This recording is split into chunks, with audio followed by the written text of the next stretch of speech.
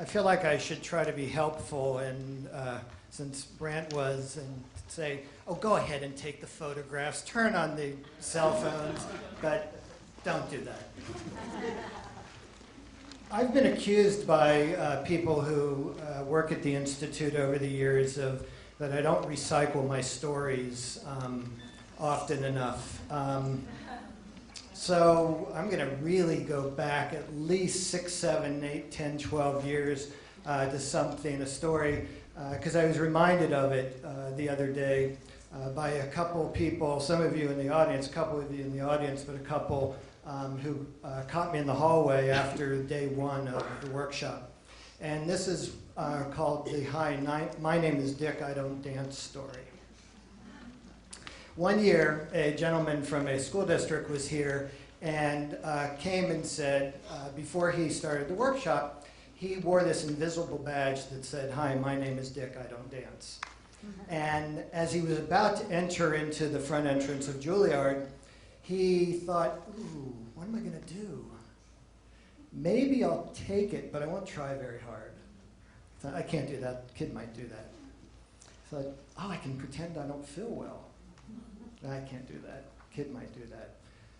So he said he tried about 6 or 7 other excuses or other reasons why he wouldn't fully participate. And he came to the conclusion that he couldn't come up with anything that was valid, so he decided he was going to participate.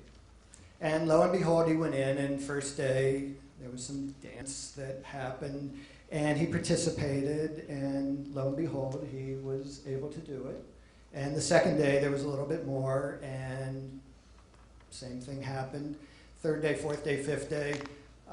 And what he told me later was after the summer session, there's going to be a leap here. After the summer session, he and his wife went on vacation. And they happened to be in a dinner club.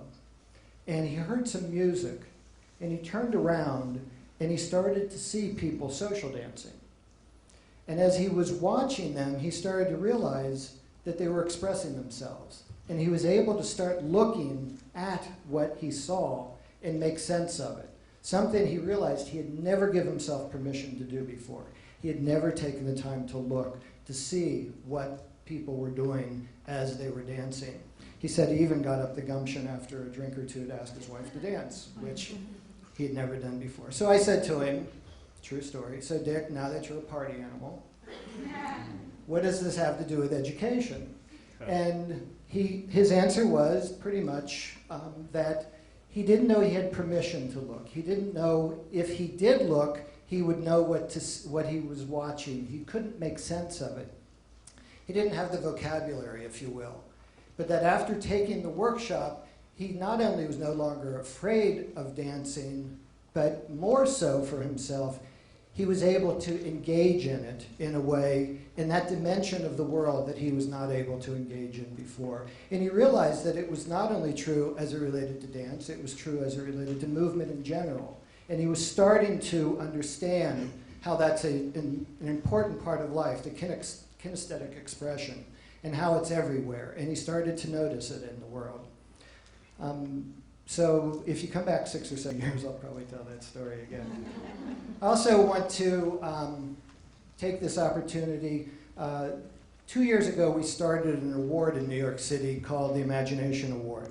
And the Imagination Award is to a school in New York City where the ideas of the educational values of the methodologies of imagination as it relates to all subjects are expressed across the school day. And with us today we have three representatives from from PS 115 in Canarsie, Brooklyn, and Mitch, the principal of the school, is here. And if you could join me, we honored the school at a tribute here several weeks ago, but I'd love to honor the school again.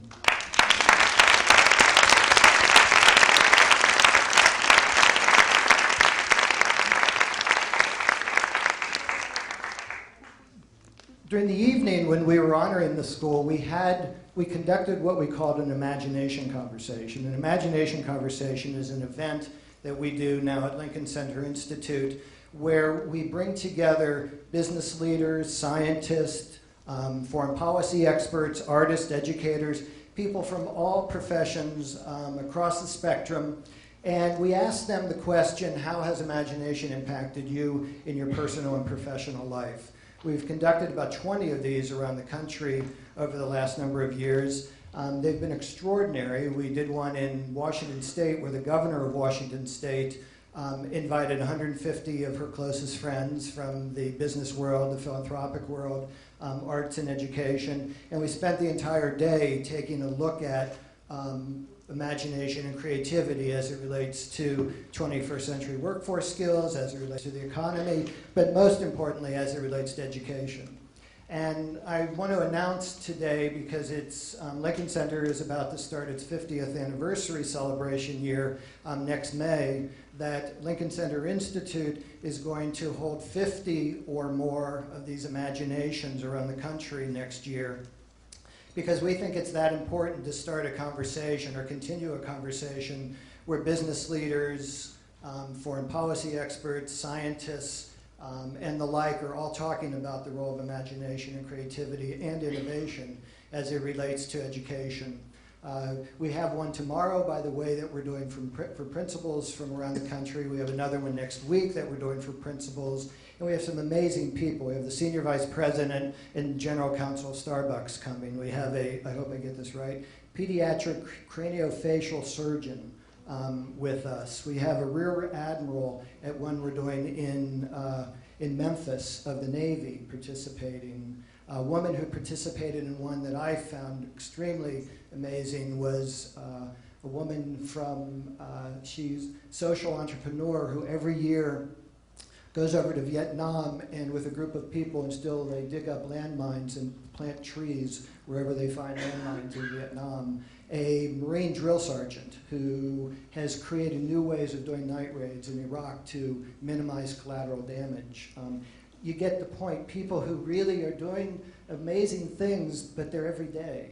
And they're part of everyday life, and that's the point we're trying to make. Imagination and creativity are not things that have to be just held by a few, just done by a few. There are the everyday actions that we do in the classroom that we can educate for in the classroom. In that spirit, this year, I also had the pleasure of having lunch today with a group of educators who have been with us for a number of years from Puerto Rico. And many of you are in the audience today. And as we were talking, we were realizing it's been the 5th or 6th year, Brazil, 5 years that we've had participants in the National Ed Workshop from Puerto Rico. This year there are 96 educators here from Puerto Rico. Imagine that. I mean, not only the cost alone, but the effort of coordinating that and bringing that many educators on a professional development journey from one location, one place is quite extraordinary. And over the years, we've had the pleasure of interacting with hundreds and hundreds, and the impact that it's had back in Puerto Rico is also quite extraordinary, as we were talking about today. But what I was really touched by was as we were talking and as people were sharing the impact that both the summer session has had on their teaching and learning, but also the impact that Maxine has had on their teaching and learning and on their own personal life and experience. And I asked Grizel Soto, who has coordinated this for all these years from Puerto Rico, if she would join me today in the task that I've always had the honor and pleasure of doing over the years, which is to introduce Dr. Maxine Greene. So with that, I'd love if Grizel, if you could come up. And this is for you.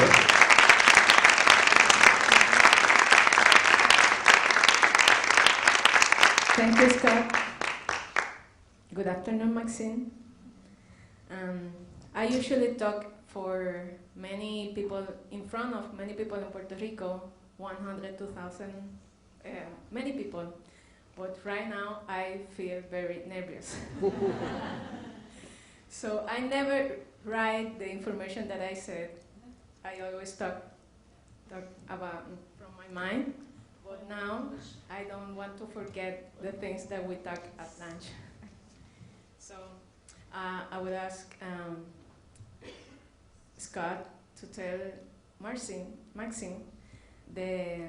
that we want you to know that since when I came to New York, and I know you, and we participate from the Lincoln Center workshop, our lives and our professional lives change a lot. And we learn new ways to see the work of art, very new ways, not always the same way. And when the things, and for us, we learn in our lives to see the problems from another point of view, like we see the work of art from many other point of view. So it's helped us to solve our problems, to solve our process of teaching's problem and the personal's life problems from the other side. And we took the other place, the place of the other people, the place of the people that we have any little or big conflict or big or little connection. And we took that place, and I learned for years, 5 years, I'm coming back to the Lincoln Center, and learn how to see the work of art and the position of the artist and the position of the things that other people see in the work of art, not only the position of the artist. And I learned that because you talk, because you think, because you reflect about that. And that information teach me to be a better person, to be more human, to be more sensitive. And maybe I talked to him, maybe I'm not Mahatma Gandhi for a peaceful people, but I know that I am in that way, because in this way you learn to be to have maturity, and to see the life in other things that have many meanings and that are powerful meanings, to see the students, to see the people, to see the all the stage of life. And I need to say thank you to the aesthetic education philosophy that add this to me and awake this information from me, because I have it, because all we have it, and we can do this for us to wake up and to be a better person. And in this way, in your place, you can be, maybe it's an idea, but you can have a better world with your colleagues. That's it. Thank you, Maxine. Gracias.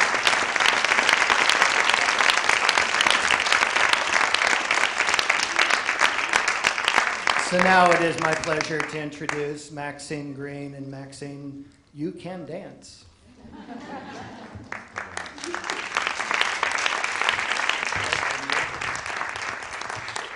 I'm very glad to be here, as you can imagine, and very glad, to meet strangers or people who were strangers to aesthetic education.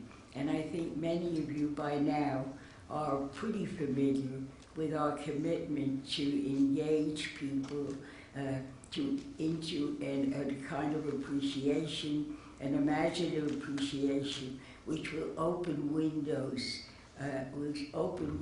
in your mind, help you to see things you never expected to see, move you to ask questions you never expected to ask. I want to begin, as I often do, with a poem, because I think in a way it suggests to you why some of us are so concerned, not only about aesthetic education, but about the role the arts and aesthetic education can play in such dark times, and they are dark times, of inequities, dark times of suffering in unimaginable ways, of censorship, of torture, of acceptance of extremities, of inequities, and I think we have to ask ourselves always, what is the role of aesthetic education in schools and in the society as large? We can't cuddle with each other here and say that's all there is. So I want to read from a poem by Adrian Rich. I wish I could read one today by David Gonzalez, because he's a poet too as much as a playwright. Next time maybe. But the poem is, it creates a kind of isolation, a separateness, the unexpected. It's in those years we somehow lost track of the meaning of we and you. We found ourselves reduced to I. And then the whole thing became silly, ironic, terrible. We were trying to lead a personal life, and yes, that was the only life we could bear witness to. But the great dark birds of history screamed and plunged into our personal weather. They were headed somewhere else, but their beaks and pinions drove along the shore through the rags of fog, where we stood saying, I think it's an important poem. I think some of you will recognize it.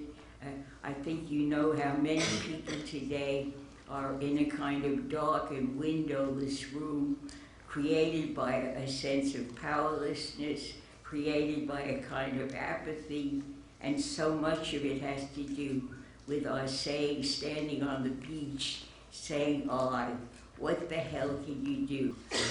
But it's also a reminder, and I think an important reminder, that the way one moves from the kind of chill autonomy of standing there and saying is through connecting with others, connecting with some sense of commitment of possibility.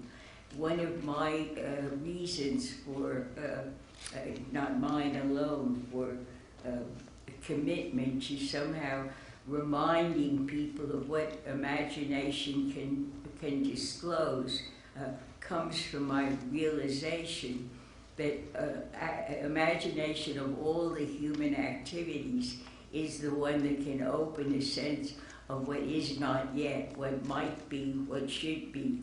At the same time, I always want to remind myself that there's no guarantee that one can imagine only benevolent possibility. One can imagine concentration camps. One can imagine all kinds of things. So imagination is fundamentally to opening the windows of consciousness, but it is also a faculty, it's also an activity that must be integrated with a concern for ethics, with a concern for decency, with a concern for empathy. And imagination, as we're reminded over and over, is one of the important ways of experiencing empathy, but it doesn't come automatically. It does not come that ability to identify with another, to identify with many others.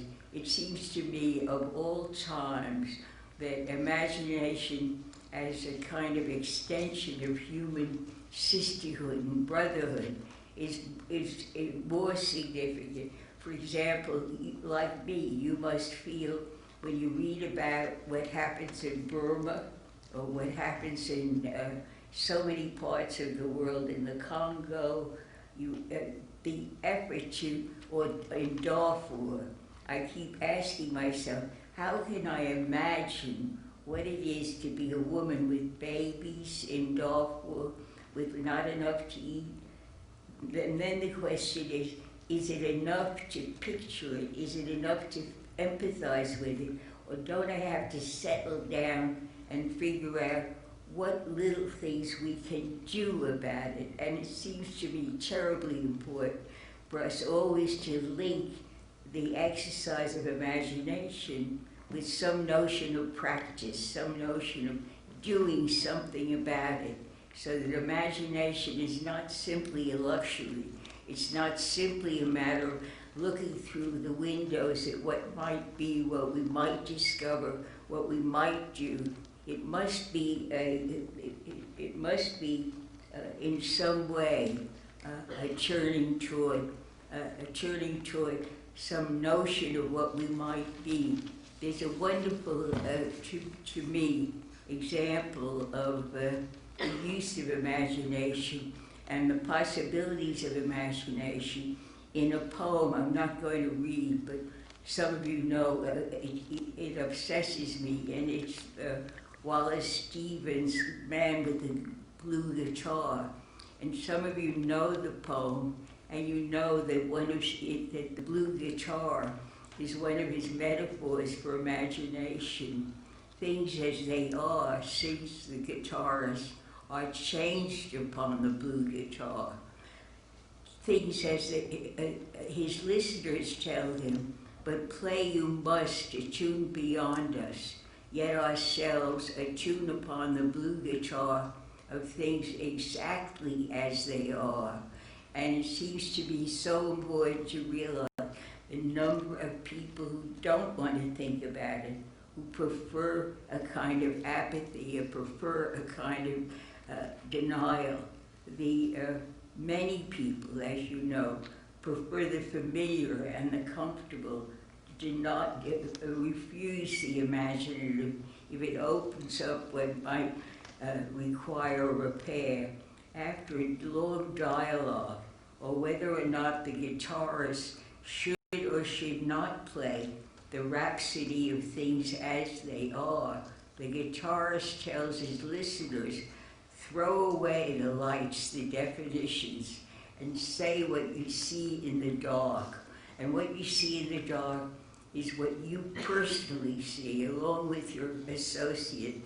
It's what is often screened away from you by the conventional, by the dull, by the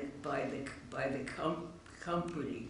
And the guitarist says that people should speak with their own voices, to look through their own eyes, to avoid the official formulations. And finally, he says, do you see you as you are? The blue guitar surprises you. Surprise is so often experienced after an artistic or poetic encounter that allows you to reflect in new ways on your lived life, on the trees heavy with foliage, on the glint of light on the high-rise windows, and the green shutters, and the burnt-out buildings, and windows like vacant eye sockets staring at you. The guitar imagination should illuminate all those things. Adrienne Rich, in one of her poems, says, as of you, straining neck and eyes, gaze forward to the past. What does it mean to you to receive full human rights or the blue aperture of hope? This morning I was in a workshop, and I think I was experiencing what many of you did if you were in a workshop this morning. The participants, and they were truly participants, were having a conversation about David's play, The Frog Bride. And it was so, one of the things that was evident was in a conversation like the conversations that happened here, one comment leads to another, and suddenly people are saying what they never thought they would say, because they've come to see what they never thought they could see. And it was such an example to me a whole group of people confronting the unexpected. I never thought I'd think something like that. I never thought I'd face that kind of problem. And The Frog Bride, which is not necessarily a philosophic study, opens up all kinds of images, of concerns, as it did this morning in this large group. So one of the things I think the imagination can offer and does offer, the scientist, the astronomer, the medical person, the teacher certainly, and we hope the children and grown-up students, what it can offer is that amazing surprise. I never thought that. I never saw that. If he had not spoken to me, if I hadn't been in contact with the person next door, I would never have known. I would have been blind. So I think what we can offer you, at least I hope we can offer you, that sense of the unexpected, but I would say also a discomfort, a kind of unease, a salutary unease, which enables you, when you hear about Darfur, or you hear about some of the suffering in the Far East, or even when you think of the homeless in our streets, or the declining hospitals, and the patients sent out into the street, I hope in the kind of discomfort that accompanies your being able to imagine these things will lead you on, or not only to a sort of greater fulfillment in what you do, but may lead us to, as somebody said before, to changing the world, or a little corner of the world. So thanks very much, and I hope again you confront the unexpected and the surprise.